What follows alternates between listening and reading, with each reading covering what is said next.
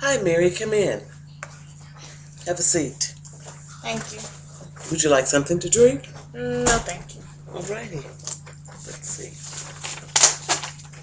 As I look over your intake information, this is your first time ever seeking counseling? Yes. Okay. Tell me what brings you in today.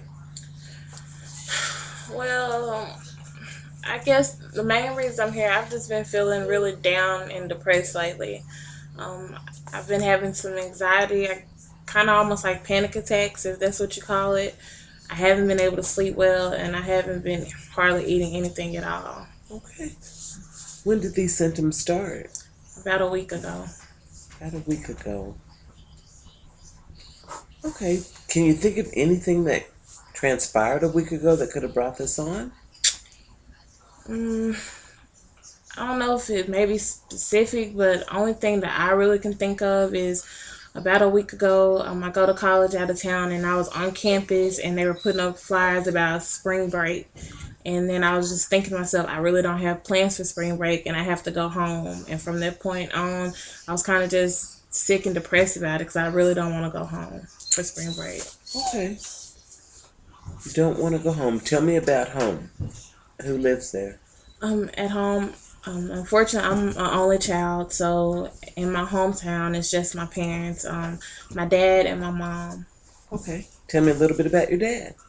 My dad, he's actually a pastor at a local church there, Church of God in Christ, and he's Okay. very well known around town. My granddad was also a pastor, and so is his brother, so that's a big thing in our family is religion. And my mom, she's actually a janitor for our middle school in the town, and she's active in the community and the church as well. Okay. All right. Do you have a good relationship with them? Yeah, I would say so. So, what do you think this anxiety and not wanting to go home, where do you think that comes from? What does it stem from? Um, I guess mainly because every time I go home, and this is kind of embarrassing to say, but I haven't had a boyfriend since I was in high school.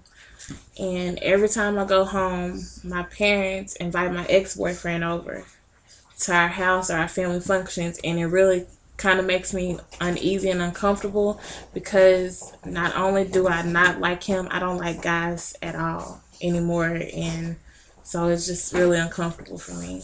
Okay. So, you don't like guys at all. So, what would you call yourself? Um, I don't know if there's anything I would actually call myself or label myself. I myself, I guess, am really trying to still figure that out, but I know I'm not attracted to guys at all. Okay.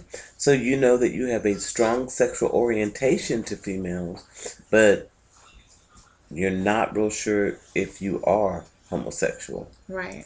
Okay. Do you have a partner at this time? Kind of, sort of, if you want to call it that, if that's the technical label for it. Okay. Okay.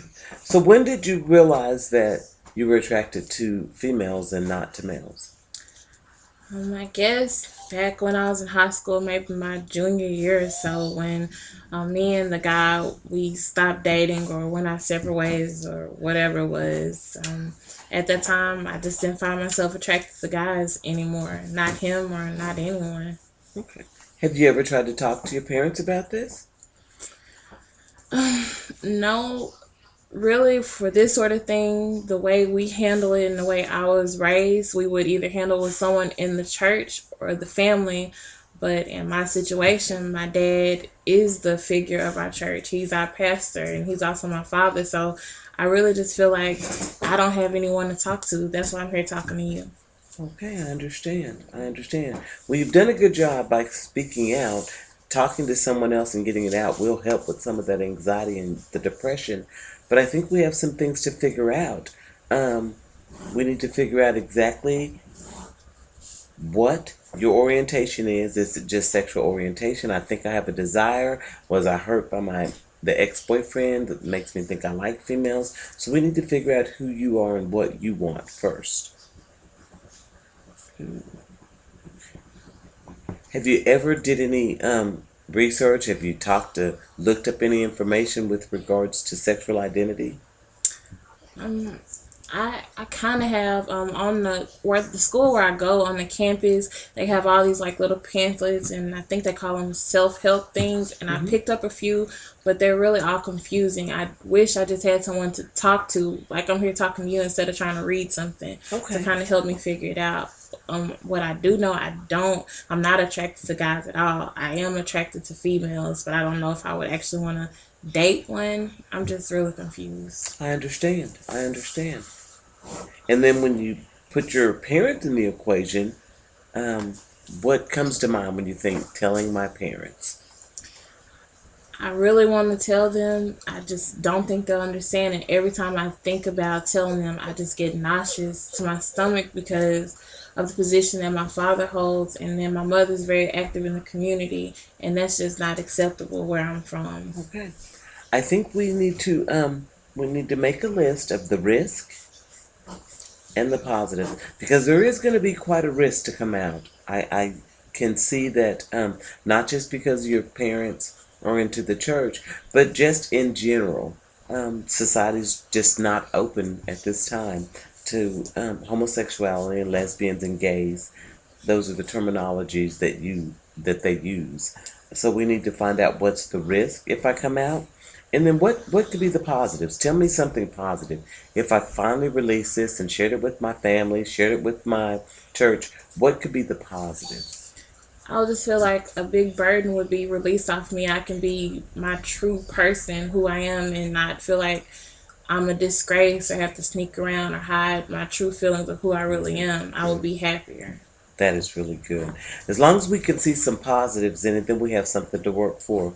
And what we're going to do is we're going to write down what are the risks.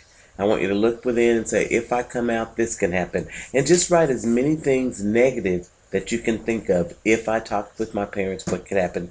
Then I want you to make a list of these are the positive things that could happen for me. And when we get back together, we're going to look at the positives and the negatives, discuss them, and then we're going to move forward. And okay, now how do I open up communication with my family members? Does that sound like a good plan? Yes. Okay. How about I see you back next week and you have the list in detail, as much detail as you can, and then we'll go from there. Okay. Alrighty. Thank you. Thank you so much, and I'll see you next week.